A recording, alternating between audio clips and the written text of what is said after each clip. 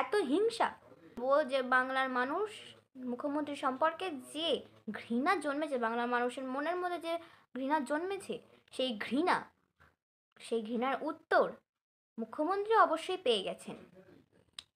আর এরপরই জাতীয় নির্বাচন কমিশন থেকে যে ঘোষণাপত্র পাওয়া গেছে, যা ঘোষণা করা হয়েছে, তাতে করে মনে হয় 2026 সালের যে ইলেকশন আসতে চলেছে, সেই ইলেকশনে মুখ্যমন্ত্রী কিছুটা হলেও চাপে পড়তে চলেছেন। কারণ আমাদের রাজ্যে ভোট হবেই, আর তৃণমূল কংগ্রেস তো আমাদের রাজ্যে আছেই, আর সেখানে মারদাঙ্গা হবে না এটা একদমই নয়। সমস্ত ডিটেলস আপনাদেরকে ভালো মতন শেয়ার করার আগে আমি জানাই, আমি নমস্কার আপনাদেরকে, আমাদের ছোট্ট ইউটিউব চ্যানেলে স্বাগত। আর আমি তানিয়া আপনাদের সঙ্গে। এখন আপনাদের বলবো জাতীয় নির্বাচন কমিশন কি ঘোষণা করেছে। তারা বার করেছে, জাতীয় নির্বাচন কমিশনের পক্ষ থেকে জানা যাচ্ছে যে ইসিআই নেট নামে একটা ডিজিটাল অ্যাপ, এই অ্যাপের মাধ্যমে আমরা জানতে পারবো, ভোট দিতে পারবো। ভোট চলাকালীন আমরা এখানে একদম রিয়েল টাইম ডাটা পাবো।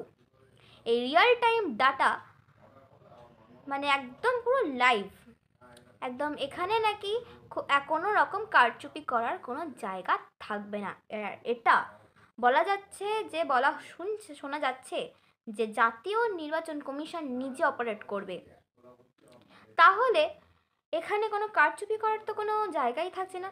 আবার আপনাদের এটাও জানাবো, আপনারা জানুন, আবার আপনাদেরকে এটাও জানাবো, আপনারা জানুন যে এই যে আমাদের এই যে এবিপি আনন্দ, আপনারা সবাই শুনে থাকবেন, এবিপি আনন্দ সুমন দেকে কেই না চেনে বলুন, অত বড় সাংবাদিককে। তার সম্পর্কে একটা বড় পুলিশ, তার সম্পর্কে পুলিশ একটা বড় নোটিশ পাঠিয়েছে, দুপাতার একটা নোটিশ পাঠিয়েছে, একটা চিঠি লিখেছে সুমনদের সম্পর্কে, সুমনদেরকে পাঠানো হয়েছে। এই যে চিঠি কেন পাঠিয়েছেন জানেন? শুনবেন কি কেন পাঠিয়েছে পুলিশ? আইসি একটা বড় তথ্য সামনে এনেছে, একটা বড় তথ্য ফাঁস করেছে, যার ফলে তৃণমূল কংগ্রেসের পুলিশ আইসির বিরুদ্ধে তদন্ত চালাচ্ছে। এবং অত বড় সাংবাদিক, প্রত্যেকেই আমরা চিনি সুমন দেকে, তাকে মানে তার সম্পর্কে, তার বিরুদ্ধে এত বড় একটা অ্যাকশন নেওয়া হয়েছে। এই অ্যাকশনে কারণ কি জানেন? আপনারা হয়তো সবাই শুনে থাকবেন যে কারণটা কি, কিন্তু আমি বলবো যে এই যে সুমনদের সম্পর্কে যদি এত বড় মানে সুমনদের যদি সত্যি কথা বলি যে এত বড় অপরাধ করে থাকে, যদি মানে তার সম্পর্কে এত বড় মানে কি বলবো এত বড় অ্যাকশন নেওয়া হয়, তাহলে আমরা তো ছোটোখাটো ইউটিউব চ্যানেলে কাজ করি, আমাদের তো ছোটোখাটো ইউটিউব চ্যানেল আছে, তাহলে আমাদের কি হবে? আমাদেরকে তো তাহলে তো কত না, আমাদের সাথে কি না কি হবে।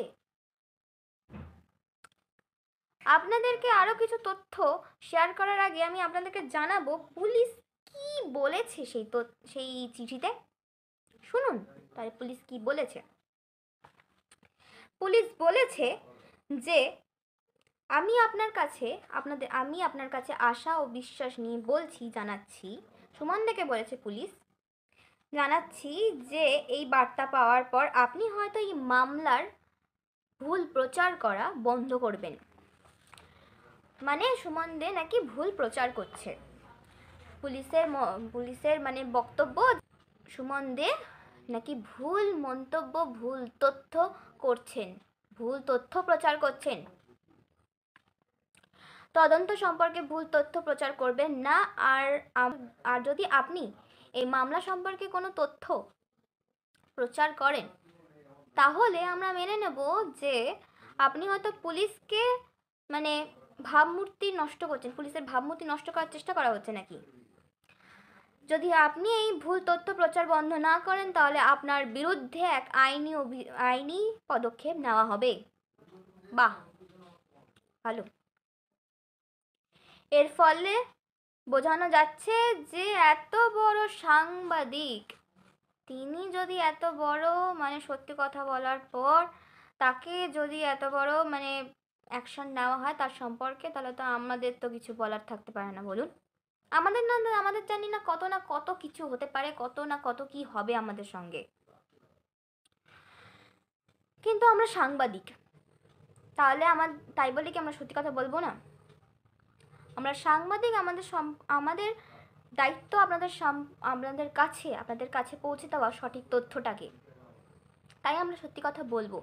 জাতীয় নির্বাচন কমিশন যে ইসিআই নেট সম্পর্কে যে তথ্য দিচ্ছে তা আমরা জেনে নেব একবার, যে ইসিআই নেট একটা ডিজিটাল প্ল্যাটফর্ম।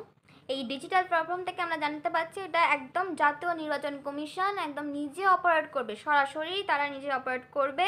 আর এই ইসিআই যিনি অপারেট করবেন, যে প্রিজাইডিং অফিসার, তিনি নাকি 2 ঘন্টা অন্তর অন্তর, সরাসরি তিনি 2 ঘন্টা অন্তর অন্তর এখানে একদম রিয়েল টাইম ডাটা আপডেট করবেন।